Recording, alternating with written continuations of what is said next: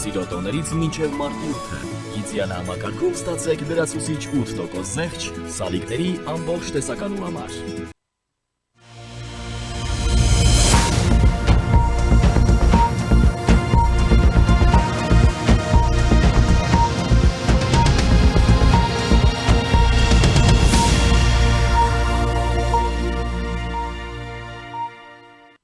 Բարի երեկո, դուք դիտում եք առաջին լրատվականը, ես Ժիրայր Ոսկանյանն եմ, զրուցակիցս Ժողովրդավարության և անվտանգության կենտրոնի ղեկավար Արնոլ Բլեյանն է։ Բարև ձեզ։ Պարոն Բլեյան, վարչապետ Նիկոլ Փաշինյանը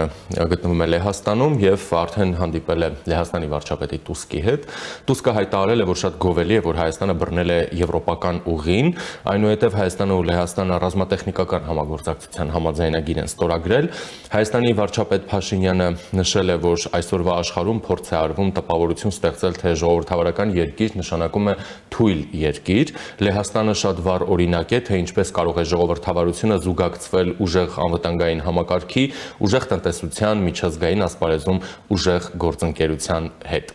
Սա ասել է Փաշինյանը։ Բայց հարցը առաջանում, թե ինչպես է դա հաջողվել, հա, Լեհաստանին եւ կհաջողվի դա արդյոք Հայաստանին, օրինակ։ Լեհաստանը նաեւ շատ լավ օրինակ է, թե ինչպես այն երկիրը, աղքատ երկիրը, որը դուրս է պրծնում ռուսական ջրամներից եւ անդամակցում է Եվրոպական միությանը, կարող է տարիներ շարունակ առ այսօր յուրաքանչյուր տարի ավելացնել տնտեսական աճը, ամեն տարի ունենալ տնտեսական աճ եւ իր քաղաքացու կյանքը դարձնել բարեկեցիկ տարեց տարի ավելի առաջ տանելով իր տնտեսական զարգացածությունները, իր ինստիտուտներն է զարգացնում։ Լեհաստանը մի յուրօրինակ երկիր է այդ առումով եւ բայց յուրօրինակ ոչ Եվրոպական միությունում։ Եվրոպական միությունում շատ երկրներն են շատ վատ վիճակում անդամակցել եւ այսօր իրենք ընդօրինակելի երկրներ են։ Ես կարծում եմ, որ Լեհաստանի հետ մենք պետք է բարձրացնենք մեր հարաբերությունների մակարդակը, դարձնենք ռազմավարական, որովհետեւ Լեհաստանը նաեւ այսօր դառնում է արդեն տնտեսական լոկոմոտիվներից մեկը, Գերմանիայից հետո նա ռազմական շատ լուրջ արդյունաբերություն է սկսում զարգացնել, գիտեք, որ նա նաև առաջին օրվանից մեծապես աջակցել Ուկրաինային, որովհետև Ուկրաինան նաև պատնեշ է իր եւ Ռուսաստանի միջև արանքում եւ այստեղ մենք ագին բան ունենք սովորել Լեհաստանից եւ ես կարծում եմ, որ այո, Լեհաստանի հետ պետք է թե ռազմատեխնիկական, թե արդյունաբերության ոլորտում ռազմատեխնիկական պետք է համագործակցենք եւ դա շատ լավ օրինակ է եւ Հայաստանի Հանրապետությունը ոչ թե պետք է հայտարարի, որ այ մենք համապատասխանեցինք մենք ստանդարտները, հետո կտեսնենք, եթե ընդունեցիք, լավ է, չընդունեցիք, էլի լավ է։ Այլ մենք պետք է այո, ես էլի ասում եմ, այդ ճանապարհը դեպի Եվրոպական միության անդամակցության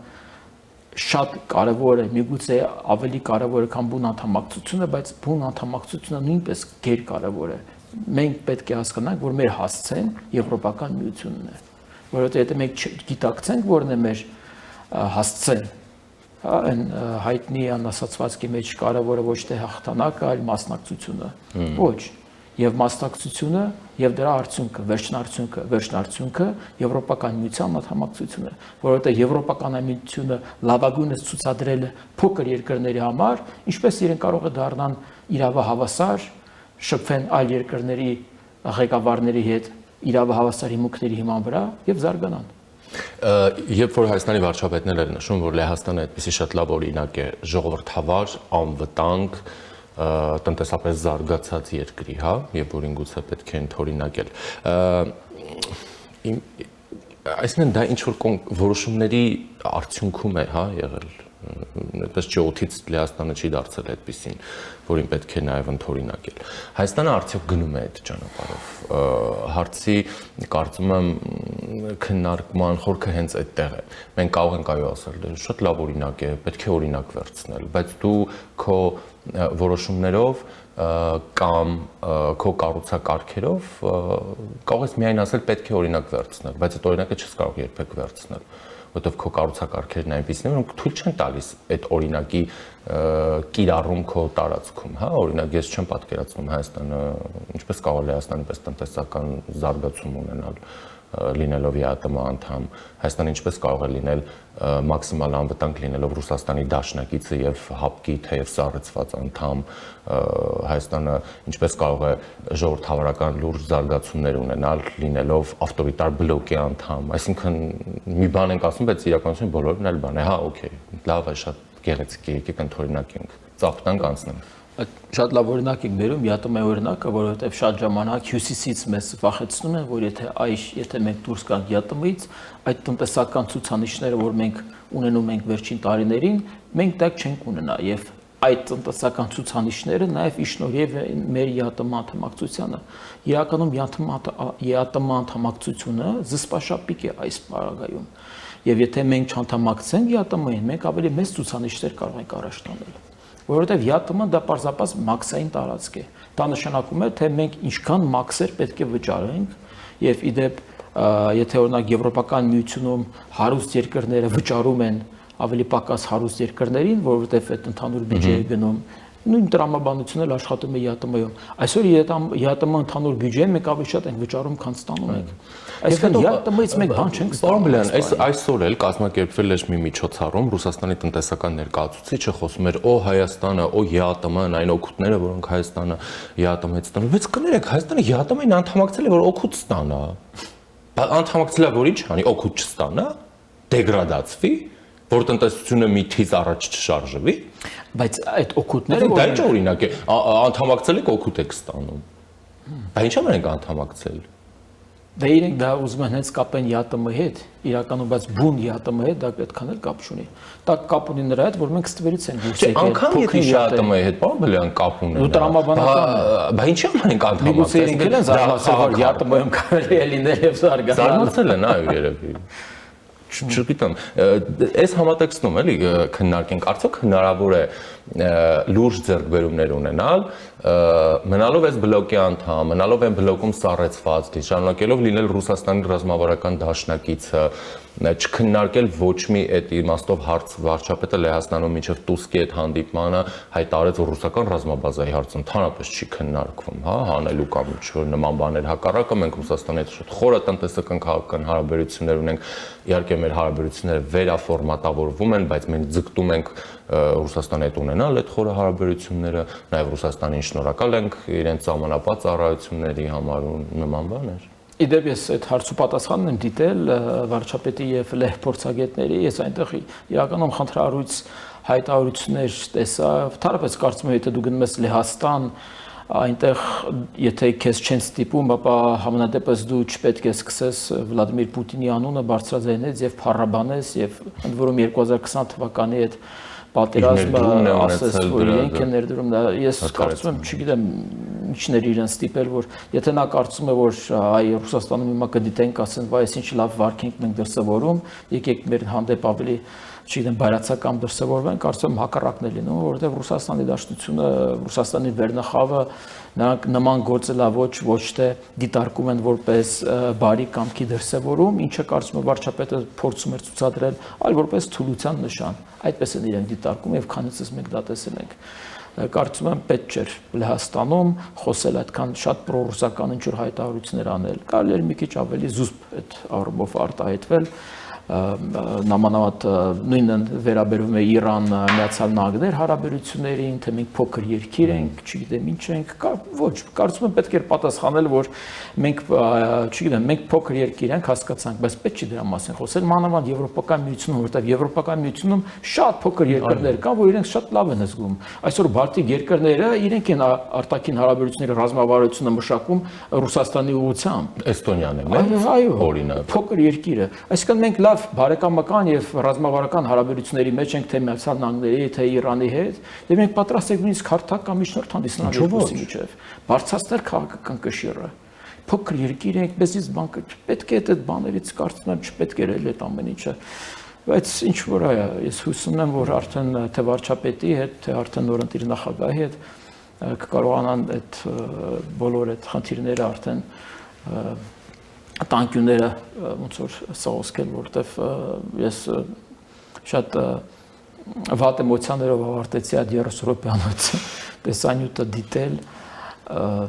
նաև խոսեց օրինակ ներքին իրավիճակից խոսեց եւ ասում էր որ օրինակ ես Ղարաբաղյան շարժումը ավարտեցի, հորդորեցի ժողովրդին հեղափոխություն անել, հեղափոխություն տեղի չունեցավ, կարծում եմ դա տեղին չէր, այդ ամենը ասել Լեհաստանում պետք չէր կապել Ղարաբաղյան շարժումը ներքին բաների հետ, հակառակը պետք էր խոսել որ Ղարաբաղյան շարժումն օգտագործվում էր այն ուժերի կողմից, որոնք երկար տարիներ պարազիտացել են եւ իշխանություն էին պահում Հայաստանում, ընդ որում նաեւ Լեռնային Ղարաբաղում, միգուցե դա չշեշտել, որովհետեւ այդ մարդիկ հիմա նստած են։ Այդ թվում է Ռուսաստանի ուղիղ աջակցությամբ։ Այո։ Ես հասկանում եմ, մի քիչ միգուցե ես չեմ ակնկալում, գիտեք, որ վարչապետը պետք է գնա Վարշավա, սկսի քլնգել Ռուսաստանի Դաշնությանը, նախագահին։ Իհարկե դրա մասին չի խոսքը գնում, բայց կարելի ավելի կոռեկտ եւ զուսպ արտահայտվել։ Պատկերացրեք, եթե օրինակ մի 4 տարի պատերազմ է գնում Իրանում, ենթադրենք Իսրայելը հարձակվել է, ցեղասպան պատերազմ է վարում, դիցուկ։ Եվ ինչ որ ու մենք parza որ աջակցում ենք Իրանին, ահագին այստեղ փախստականներ կան եւ ինչ որ մի երկրի ղեկավար գալիս է Երևանում սկսում է փառաբանել, ասենք Բենյամին Նետանյահուին։ Դա ինչքան անտարամաբանական կերև է։ Հիմա գնալ Լեհաստան եւ ասել Վլադիմիր Պուտին Ռուսաստանի հետ մենք բան ցենց, չգիտեմ։ Լավ, ինչ է դա տալիս Հայաստանին։ Նորից եմ ասում, ընտրություններից առաջ փորձում է, չգիտեմ, փափուկ բարձ դնել, նամանավանդ այդ մայիսին մենք հայ-ֆրանսիական ռազմավարական համագործակցություն ենք ստորագրելու այդ եվրոպական մեծ համայնքի հետ, ընդլայնված համայնքի հետ քաղաքական նիստն է լինելու, գագաթնաժողովն է լինելու այստեղ, կարծում եմ փորձում է, չգիտեմ, փափուկ բարձ դնել, որ կարծում եմ հենց դրանից հետո էլ կգնա մայիսի 9 տոնելու Մոսկվայում, հուսամ չի գնա, բայց կարծում եմ կգնա, որպեսզի այդ բալանսավորման եւ բալանսավորված քաղաքականությունը պահի։ Դե սա ունենք այն ինչ ունենք։ Եթե այդպես է, ունենք էլի հարցեր են, չէ՞ առաջանում, եթե բալանսավորվում է ունենք։ Ուրեմն մայիսի 8-ին ինչ որ մեկը պետք է գնա Լոնդոն, ինչ որ մեկը պետք է գնա Կիև եւ ոչ ոք չգնա։ Ինչու չեն գնում։ Բա բալանսավորվում է։ Դա էլ ուրիշ բան է։ Փետրվարի 24-ից այսօր 26-ն է։ 1 օր, 2 օր հետո գնալ Լեհաստան եւ խոսել Վլադիմիր Պուտինից։ Այո, պատերազմի 4-րդ տարին է։ Արդեն 5-ն է սկսել։ Եվ եթե մենք բալանսավորումից ենք խոսում, ապա եվրոպական այ մայրաքաղաքները, որտեղ հավաքվելու են միջազգային լիդերները եւ տոնելու են մայիսի 8-ը, ապա թող գնա նախագահը, թող գնա արտգործնախարարը, թող ինչ-որ մեկ ներկայություն ունենան, եթե մենք խոսում ենք բալանսավորման եւ բալանսավորված քաղաքականությունից։ Ամեն տարի պետք է գնանք մայիսի 9-ը տոնենք Մոսկվայում։ Այո, դա այդ իմաստով այո, առնվազն տարօրինակ է, հենց նաև Լեհաստանի գործոնը այստեղ նշանակալի է։ Լեհաստանը միջորս ամենաշատն է տուժել ռուսներից։ Ամենաշատ երկրներից մեկն է, որ տուժել է ռուսներից։ Լեհաստանը, Հայաստանը, Ուկրաինան։ Իհարկե։ Շատ ժամանակ ասում են երկրորդ համաշխարհային պատերազմին, հայ մեծ հայրենական մենք այսքան բան ենք տվել, բայց դա ողբերգություն է, որ մենք այդքան կորուստ ենք տվել։ Մեկ շնչին եկնող ամենաշատը մեզնից է գնացել այնտեղ եւ զոհվել։ Եվ Փաշինյանը չի ասում, բա որ մենք այդքան փոքր ենք, ինչ ենք կորուստ տվել։ Հա, դրա լավը ո՞րն է։ Ինչ կա տեղ որ մեզ բռնել են, տարել են առաջին գից ու բսաղացի տակ օգտագործել են։ Այն ինչ որ անում է այսօր Ռուսաստանը, երկրի ներսում այդ փոքրամասնություններին ազգային ուղարկում է հիմնականում հետո նոր իր սեփական ռուսներին։ Եվ հնարավորինս քիչ Մոսկվայից եւ Սանկտ Պետերբուրգից, որտեղ բողոքողներն ավելի շատ են։ Այդ համատեքստում օրինակ նաև արժի հիշել ազգային ժողովի նախագահի վերջերս կատարած Մոսկվա այցը, որտեղ Լավրովը էլի խոսեց Եվրամիությանը անդամակցության կամ այդ ճանապարհով գնալու ինչ-որ հետևանքների մասին, Ալեն Սիմոնյանը ասաց, որ Լիաթոմից դուրս գալու մաքսիմում, այո, դուրս գալու մտադրություն չկա, եթե ինչ-որ բան կհասկանանք ոնց այս կառույցների հետ, հա, ինչ-որ համատեղ ենք այդ աշխատանքը։ Այսինքն առնվազն ԵԱՏՄ-ի մասով կա տպավորություն, որ Հայաստանը միտք չունի դուրս գալու։ Այսինքն այն ինչ որ հայտարարվում է, էլի, թե չէ։ Ես այսպես ասեմ, միտք կա դուրս գալու, ուղղակի իրենք փորձում են հավանաբար շատ ապա շրջափակվեն, հանրավնես շատ այլընտրանքներ արդեն լինեն թե Լարսին, թե մնացած տնտեսական հարաբերություններին, որ արդեն մեր տնտեսվարողը միայն կախված չլինի ռուսական շուկայից, հա, որ արդեն մեր լոգիստիկան կախված չլինի միայն Ռուսաստանի հետ հարաբերություններում կամ նույնիսկ եթե Ռուսաստանն հետ միայն Վրաստանով չլինի, այստեղ շատ կարևոր է հայ-ադրբեջանական եւ հայ-թուրքական սահմանների բացումը։ Եվ հենց այդ սահմանները բացվեն, հենց արդեն մեր տնտեսվարողները սկսեն արդեն Թուրքիայով, Ադրբեջանով, Վրաստանով, Իրանով սկսեն 4 ուղղությամբ շատ լավ հանգիստ շարժվել, մեկ վստահությամբ շատ շուտ հրաժեշտ կտան ԳԱՏՄ-ին։ Իրենք պարզապես փորձում են այսպիսի տոնայնությամբ, դե գիտեք ինչ կա, բայց այնպես չէ Ռուսաստանը, մենք կարող ենք իրենց չսիրել կամ շատ սիրել, բայց այնտեղ հիմար մարդիկ չեն եւ հասկանում են, որ ի վերջո այս ճանապարհը հնարավոր չէ գնալ եւ մնալ ՀԱՏՄ-ում, որովհետեւ դրանք հակոտնյա են իրեր։ Դու չես կարող գնալ դեպի պայծառ ապագա բեռնախցիկում ունենալով ՀԱՏՄ-ի նման ծանր քար։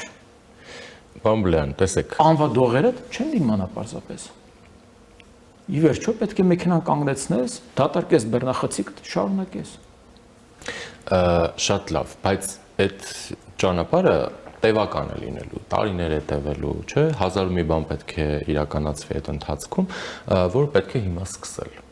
իրականացնել։ Օրինակ նույն բիզնեսի մասով։ Հա, տեսեք, դուք ասում եք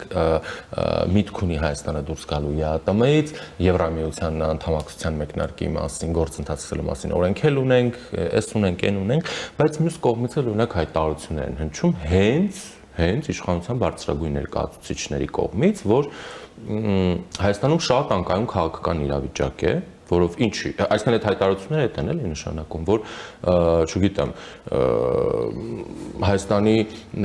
եվրոպական ուղղությունը, Հայաստանի զարգացման ուղղությունը, ժողովրդավարությունը հունիսին կարող է շրջվի։ Եվ հիմա ընտրությունից ընտրություն, մենք այդ նույն բանն ենք ասում, 8 տարի նույն բանն ենք ասում։ Ես բիզնեսմեն եմ, ես մտածում եմ, լավ, այս երկիրը անկայունություն բիզնեսը չի սիրում։ Այս երկիրը գնում է Եվրամիություն։ Ես ռեսուրս եմ ներդնում, փող, մարդ, ժամանակ, գիտելիք, որ իմ արտադրանքը համապատասխանեցնեմ այդ շուկային, որ գնում է այդ երկիրը այդ ճանապարհով, չէ՞։ Բայց ամեն ընտրությունից ընտրություն ասում են, դե սենց անկայուն վիճակ կա, կարող է տենց ԵՄ-ի մասին իսկի խոսք չլինի, ասինքն ընտրությունը նենց լինի, որ տենց ուղղնուցուցով ԵԱՏՄ-ից դուրս չգնի։ Ես մտածում եմ, բայց ինչի՞ է ռեսուրսը ներդնեմ։ Այլ որ վստահ կլինի, որ այս երկիրը կայուն է ինչ-որ իմաստով, նոր ես այդ իմ ռեսուրսը կներդնեմ, որ հասկանամ այս երկիրը գնում հետևից գնամ։ Կայունությունը այնքան կարևոր է, որ Միացյալ Նահանգները ստիպված եղավ միջամտել, որպեսզի Հայաստանն ու Ադրբեջանը խաղաղվեն, որպեսզի այստեղ լինի կայունություն այդ հարաբերություններում, որպեսզի իրենք սկսեն ներդրումներ անել, որ այդ միջին միջանցքը գործի, որովհետև եթե չկա կայունություն, բիզնես այնտեղ շատ փխրուն է եւ բիզնեսմենը վախենում է ներդրում կատարել։ Հենց բացի դրանից, այստեղ կարևոր նաեւ դատական համակարգը։ Եթե ես ներդրում եմ անում մի երկրում, բայց վստահ չեմ, որ եթե գործը հասնի դատարան, ես ունեմ անկախ դատարան, որտեղ կկարողանամ պաշտպանել իմ բիզնեսն ու իմ ֆինանսները, ես այնտեղ ներդրում չեմ անի։ Այսինքն այստեղ մեզ թե տեսլական է պետք հստակ եւ անկախ թե ինչ իշխանություն կլինի, թե մեզ այնպիսի դատական համակարգ է պետք, դատաիրավական համակարգ է պետք, որպեսզի ցանկացած ներդրող իմանա, որ անկախ իշխանությունից կա դատական համակարգ։ Դա էլ մյուս խնդիրներից մեկն է, եւ այդ հարցը չի լուծվելու հայտարարություններով, որ մենք չենք միջամտում դատական համակարգին։ Այդ հարցը չի լուծվելու։ Այսինքն դատական համակարգի մասին, երբ որ մենք խոսում ենք անկախություն էսն, մենք այո, նաեւ քննարկում ենք դրա համատեքստում, դրա որակը, արդյունավետությունը, այդ թվում նաեւ ժամանակային միջոցները, թե գործերի դատական քննությունները ինչքան են տևում։ Տասնամյակներ մի հարց են քննարկում, այսպես վաղեմության ժամկետը լրանա։ Օրինակ դա էլ է չէ կարևոր հարցերից մեկը, եւ այդ հարցը չի լուծվում հայտարարությամբ, որ մենք չենք միջամտում դատական համակարգի գործերին, դատարանը անկախ է, ինչ ուզում անում է։ Ոչ, ինչից է անկախ, ումից է անկախ, պետությունից, բայց ոչ Ռոբերտ Քոչարյանից, ոչ Դաշնակցությունից, ոչ Սամվել Կարապետյանից, որովհետեւ շատ ժամանակ մենք տեսնում ենք, որ որոշ վճիռներ կայացվում են հոգուտ նախկինների սեփականաշնորհման ինչ-որ ակտեր են գրանցվում, որոնք կապ չունեն իրավա։ Բայց բանալիան դառնում է մի այսպես երկրորդ եկեղեցի է դատական համակարգը։ Ես ասեմ, որ կամ դուք ձեզանով ձեր պետությունը մենք ոնց գտնում ենք։ Այսինքն ամեն ինչի համար ժամկետ կա, կառավարության ժամկետ կա, ծրագրի իրականացման ժամկետ կա, պարլամենտի ժամկետ կա, ամեն ինչի ժամկետ կա, այս մարդկանց ոչ մի ժամկետ չունի։ Իրանք ոնց նպատակահարմար են գտնում այդպես առանցքային է գործը, առանցքային չէ, ճաշակի իրենք տասնամյակներով տանում են մի հարցը։ Դե դատական համակարգն է, որից բողոքում էր, դժգոհում էր Միխայել Սաակաշվիլին, Վրաստանի նախկին նախագահը, եւ նա իր գրքում գրում է, որ դա այն ռեֆորմն է, որ ես չկարողացա նորմալ կերպով իրագործեմ եւ հենց այդ չիրագործված ռեֆորմի արդյունքում էլ նա այսօր նստած է։ Այո։ Իր բանտում գտնվելը խոսում է, որ իր ժամանակ ռեֆորմը տեղի չունեցավ նորմալ դատական համակարգում։ Եվ մեզ համար օդ ու ջրի պես պետք է անկախ, իրապես իսկապես անկախ դատական համակարգ, որ կախված չլինի երկրի ղեկավարից, կախված չլինի քմահաճույքներից։ Ես դրա համար պետք է շատ լուրջ աշխատել եւ դրա համար շատ պետք է նաեւ Եվրոպական միության հետ համագործակցել, որովհետեւ Եվրոպական միության երկրների դատական համակարգները, առանձին դատական համակարգերը անկախ են։ Եվ դրա համար է պետք, որ եթե մենք ունենք արդեն Եվրոպական դատարանի վճիռ մարտի 1-ի գործի վերաբերյալ, Եվ դա ոչ մեկին չի հետաքրքրում։ 6 ամիս է որևէ արդյունք չունի։ Հա, ոչ մեկին չի լսումներ էլ եղան ազգային ժողովում, ես ներկա եի։ Ոչ մի արդյունք չկա։ Այն քաղաքական սուբյեկտները, որոնք պատասխանատու են եղել մարտի 1-ի ոճրագործության համար, իրենք այսօր քաղաքական հայտ են ներկայացել, կոալիցիաներ են կազմում, տապաններ են ստեղծում։ Դե ժողովրդավարություն։ Եվ սա կոչվում է ժողովրդավարություն։ Դա կապ չունի ժողովրդավարության հետ։ Դա ամենաթողություն է։ Ժողովրդավարությունը պետք է պաշտպանվի։ Վարչապետը խոսում էր հենց դրանից։ Վարչապետն ասում էր, որ ժողովրդավարությունը հակառակը ուժ է։ Բա պարոն վարչապետ, բա ո՞նց իմանանք, ո՞նց հասկանանք, որ հակաժողովրդավարական ուժերը քաղաքական հայտ են ներկայացրել։ Նախկին ուզուրպատորները, այսինքն իշխանությունը բռնի կերպով զավթածները, իշխանության հայտ են ներկայացրել։ Ո՞րն է այդտեղ ժողովրդավարության տրամաբանությունը։ Ես կարծում եմ, էլի վաղ կառույցներից, որտեվ գիտեք, ես վերջերս Ռուսաստանից դելեգացիա եղել, հանդիպումներ են ունենում ԲՀԿ-ի հետ, Դաշնակցության հետ, երկրորդ նախագահի հետ, Սամվել Կարապետյանի ներկայացուցիչների հետ, Կիրենկոն մարդ է ուղարկել, հանդիպումներ են ունենում, խայտառակություն է։ Այդ միջամտությունը ո՞նց է լինում։ Եվ դա ազատ է տեղի ունենում։ Եվ պետք է վստահաբար պնդել, կասեն դե, եթե այդպես է, ասեք որտեղ է տեղը ցույց տվեք, չգիտեմ, փողն էլ է պատտվում, այսպես ասած, հենց Ռուսաստանից եկողով, բայց դրա դեմ ոչ մեկ չի առնում, հա։ Այսինքն այդքան